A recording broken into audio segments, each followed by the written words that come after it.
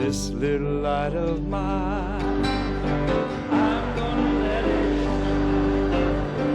This little light of mine, I'm gonna let it shine. Carrying the light of Christ in our heart, in our church, our community, and the world. That's what was on the minds of annual conference attenders at this year's gathering in Greensboro, North Carolina, held at a unique setting, the Curie Convention Center.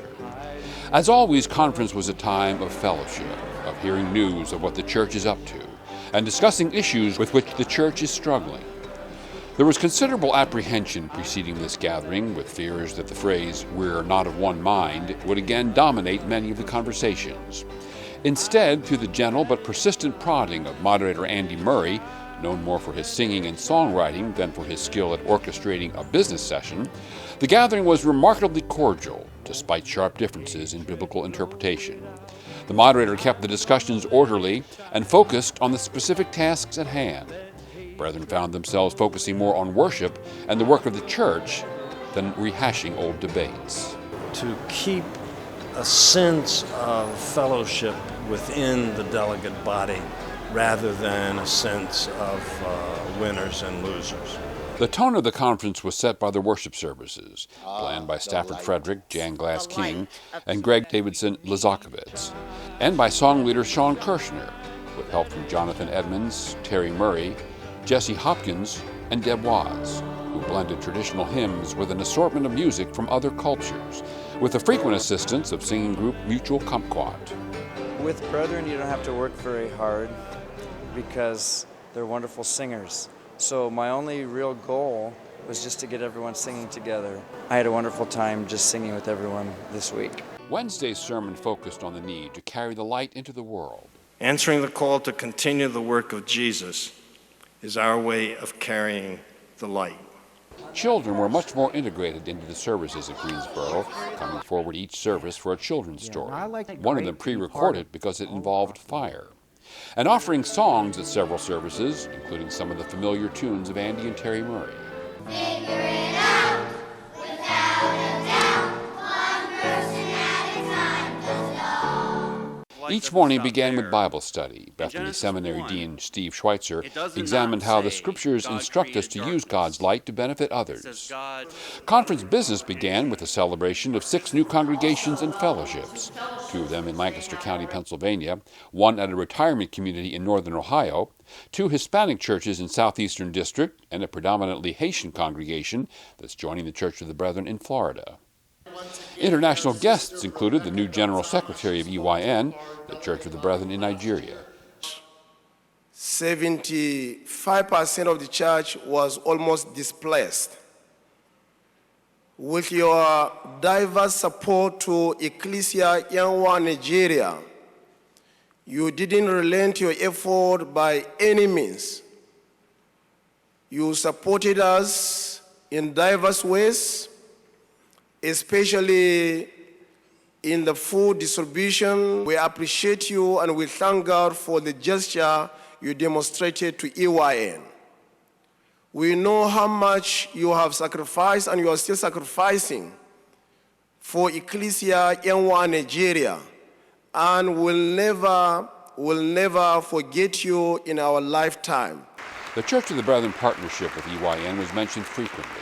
The head of Cult Bible College thanked the U.S. Church for the millions of dollars in assistance and reiterated the solidarity between the two churches.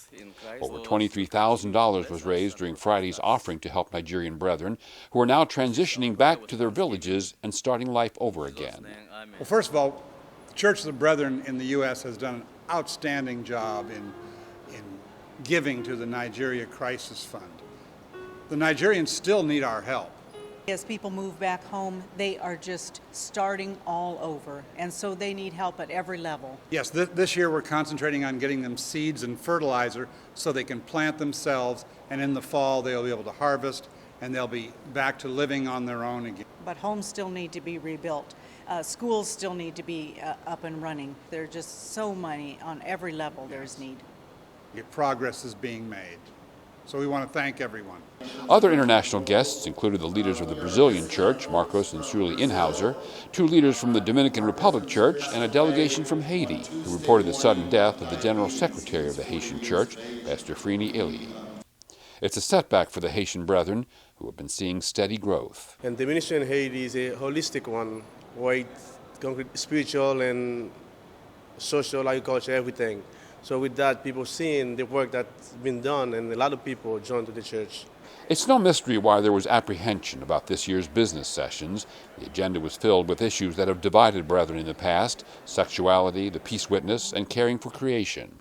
Standing Committee had responded to a query from West Marva District about ministers who perform or participate in same-sex marriages by proposing a suspension of that minister's ordination. The idea drew lively discussion at the round tables and long lines at the microphones. But when it came time to vote, after a period of table talk and prayer, the proposal failed to gain the 2/3 margin required for adoption. However, delegates voted instead to refer the broader issue of accountability for ministers to the denominational leadership team and the Council of District Executives. These are the people who are most closely related to these issues, and also to take the concerns of Query 1, but not just the Query 1 related to same-sex marriages of ministers performing those ceremonies, but the whole issue of accountability of ministers. What does it mean to be an ordained minister in the Church of the Brethren? And how closely must we follow church policy and polity? I know we have some ministers that in the Church of the Brethren who do not support the peace position of the Church of the Brethren, for instance. There are other ministers in the church who drink alcoholic beverages, and clearly we've spoken on that as well. So it's a lot more than just performing same-sex marriages that need to be addressed in the whole issue of accountability for credentialed ministers. Other business items required much less discussion. A query asking for a review of the On Earth Peace Program as a denominational agency was referred to the Review and Evaluation Committee, a once-a-decade committee that's currently reviewing denominational agencies. And conference passed a query from the Illinois-Wisconsin District seeking to explore ways to take better care of God's creation, including working with Brethren Benefit Trust on how to practice stewardship in our financial investments. Scriptures certainly tell us that we are to be good stewards of creation, going back as far as Genesis, and so that's one reason, again, for bringing the query, making sure that we give good attention to being good stewards of what God has created. Another query asking how we can work on tensions within the church and treat each other in a more Christ-like manner was referred to the Mission and Ministry Board. Annual conference provides an excellent opportunity to see firsthand some of the ways church agencies are carrying the light of Christ as part of their daily work. Brethren Benefit Trust President Nevin Dulabaum polled the delegates informally about whether they would prefer an increase on the return of annuitants investments in exchange for being less conscious of socially responsible investing. Their answer was overwhelmingly no. On Earth Peace outlined their ministries of reconciliation and peacemaking. And the Church of the Brethren Mission and Ministry Board offered appreciation to Dale Minnick for serving as interim general secretary for the last half year, and introduced David Steele, a former annual conference moderator, pastor, and district executive, as the new general secretary. Bethany Seminary introduced Musa Mambala from the church in Nigeria as its new scholar in residence and unveiled a new program for students called Pillars and Pathways, which mandates financial counseling for students and offers significant financial incentives to enroll at the seminary. So right now within our nation there's a national crisis when it comes to student educational debt, and the average student, the average debt is $28,000. We want to free up students to pursue their call without an economic burden. Business was suspended on Friday for what was described as a Jubilee afternoon to allow conference goers to enjoy music concerts, lectures, and workshops, or to browse the exhibit area. There was a bus tour to the nearby Civil Rights Museum in downtown Greensboro, where a lunch counter sit-in in the 1960s helped to change history. Dozens of brethren engaged in service projects in the surrounding communities as a way of giving back to the city of Greensboro. An estimated 800 people attended a performance of Ted and Company's 12 Baskets and a Goat, a lively drama which involved a real-life auction to benefit Heifer International. By the time the show ended, some $7,000 had been raised. Others had the chance to attend equipping workshops, providing insights on topics such as preaching, prayer, Bible study, and leading music. There was also an appearance by Joy, a heifer from a nearby farm, that was led into the exhibit area to commemorate the new children's book by Peggy Rife Miller about the seagoing cowboys, men who sailed across the ocean with livestock to aid war-ravaged Europe following World War II. I did it mostly for the families, so that the children, grandchildren, great-grandchildren would know the history of what their ancestor had done. A lot of the cowboys had no idea they were part of something so large, such a large program, and that it was so important at the time. I mean, it was just something that they did. Moderator Andy Murray had promised that if annual conference director Chris Douglas could convince the convention center to allow a live cow to enter their stately facility, he would sing his popular song about Dan West, the founder of Heifer Project in the 1940s. Chris made it happen.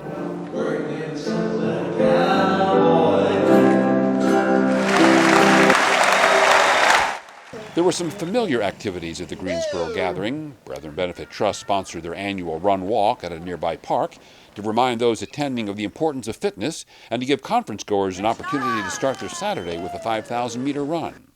The traditional quilt auction, traditionally a fundraiser for hunger causes, raised more than $10,000. They're going to the Nigeria Crisis Fund because it's a place of greatest need, and we feel like that suits our purposes and it serves the Lord. And conference goers donated 160 pints of blood for the Greensboro community, which was struggling with a significant blood shortage. Brethren have a rich history in helping others and availing ourselves in order to give the resource of life. And one of the most intimate ways that we can share that is by giving a portion of ourselves in giving blood. And I think this is a great expression for the Church of the Brethren today. Another gift for the Brethren was hundreds of backpacks and hygiene supplies for two organizations in the city as part of the Witness to the Host City. They were brought by conference goers and sorted one afternoon by junior high youth. We provide food, clothing items, comfort items, and other basic necessities to children in need here in Guilford County and some surrounding counties. So when a child is going through a really difficult time in their lives, they'll get this comfort backpack. Junior and senior high youth spent the week combining fun activities, such as this giant Dutch Blitz game, with opportunities to learn about the church and how to carry the light in their own communities. You learn about God at the same time while you're having fun. It's really fun. And at night we get to have devotions and play games. I love everything about senior high activities. This is my first year in it, but I am enjoying it. Everyone's making me feel welcome. People come in that are pertinent speakers to what our age group is and what we want to be learning about. There were nonstop activities for younger children as well, as they also left the convention center for trips to local attractions and field trips. Much of the annual conference at Greensboro was webcast, so the Brethren could follow both the business sessions and the worship services online. We've been really pleased with how many people have been able to participate. We have seen over 300 logins for a lot of our sessions. That means that maybe up to a third of the people participating in worship that are not delegates are actually at a distance. At the Manchester congregation in Indiana, nearly 100 people gathered at the church to watch the webcast of the Thursday evening service, during which their pastor, Kurt Borgman, pointed out how essential love is in sharing the light in your heart. It seems to me that if Jesus is in our hearts, then our lives should be lighting up with compassion and love and grace and mercy. Friday night's sermon was offered by Naperville, Illinois pastor Dennis Webb, who urged brethren to be the light that we proclaim. We can only claim to have had a great annual conference if there is an open demonstration of love shown on the conference floor. Conference become great when on the conference floor we hear words like these. I don't support Sister Betty's position, but she has my utmost respect. Each worship service began with a processional in which lights were carried symbolically into the worship space as a symbol of our commitment to Christ. Go to the place where no one wants to go, and go with people you didn't think you'd go with. You'll find Jesus there. And that will be your ministry, trailing wisps of glory every step of the way. Sunday morning sermon was from Eric Brubaker, a minister in the Middle Creek, Pennsylvania congregation, who likened the church to a city on a hill designed to reflect God's goodness. The only reason that we are the light, the only reason, is because of our connection to Jesus, who is the light. We are not the source of the light. We are bearers of the light. Staying connected to Him, abiding in Him, is our only hope for even being a flickering flame. Sunday also marked the consecration of newly elected moderator Samuel Sarpia, pastor of the Rockford, Illinois congregation, and the passing of the gavel to Bridgewater College professor Carol Shepard, who announced that next year's theme will be Risk Hope. As we carry the light in the darkness, risk hope that the dawn will come. Risk hope for the life of the light of Christ in our hearts. Until then, brothers and sisters, carry the light, be well, and risk hope in the Lord our God. Amen, and go in peace. Annual conference in Greensboro offered the church what they've come to expect from this gathering, a chance to reconnect with fellow brethren from around the country and around the world, to find opportunities to support the work of the larger church, and to gain insight into carrying the light of Christ on a daily basis. For delegates, it also provided an opportunity to work through a difficult agenda.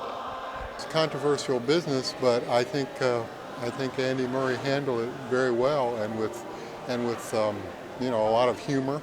We know Andy as the troubadour for the brethren, but he really does know how to handle the business and that kind of thing. So I think conference was a very holy place this year, and I think that the business that was handled in a very godlike way. I always enjoy coming to conference. It's always a fun time. I really feel God's Spirit moving here in a marvelous way.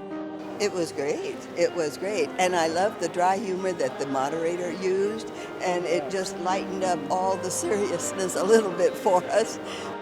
The sermons, the business were well interwoven, and I was so excited to hear God speak to me throughout the process. One of the things I always hope for at annual conference is that the way in which we do worship will also affect the way in which we do business. And I think that was one of the things that happened this year in Greensboro, was that the power and meaning of worship sort of pervaded the entire conference. Oh, it's always wonderful to be able to see the conference in action, and especially this year, just to see people being respectful and loving in the midst of some difficult conversations.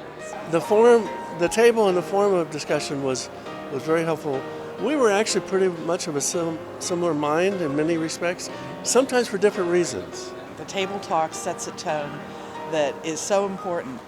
At our table, the 8 of us, there were many different opinions, many different voices, but we got to hear them. In the past, you didn't always get to hear other voices. And with table talk, that just happens automatically. I hope that after this conference, people are feeling enriched and inspired by the power of the worship services we had, that they're willing to be hopeful about our future as a church. Yes, we still have tough issues to face, but I think we reaffirm the value of working peacefully, simply together. One always approaches conference with some anxiety, some hope, some expectation, and I was very pleased with the conference as a whole. Annual conference is an experience that you must do.